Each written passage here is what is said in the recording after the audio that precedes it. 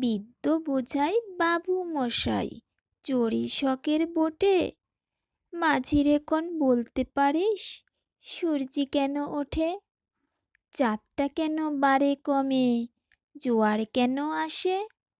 বৃদ্ধ মাঝি অবাক হয়ে ফেল ফেলিয়ে হাসে। বাবু বলেন, সারা জনম মরলি রে তুই খাঁটি, জ্ঞান বিনা তোর জীবনটা যে চারি আনাই মাটি।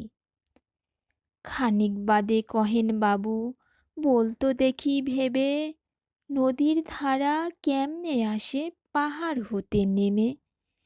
বলতো কেন লবণ পোড়া সাগর ভরা পানি? মাঝি সে কয়, আরে মশাই অত কি আর জানি।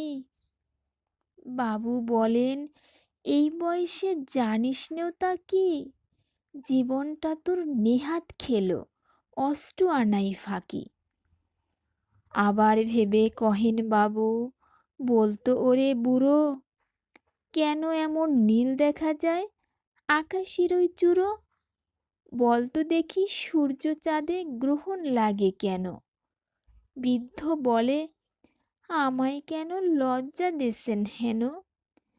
বাবু বলেন, বলবো কি আর বলবো তোরে কিতা, দেখছি এখন জীবনটা তোর 12 আনাই বৃথা।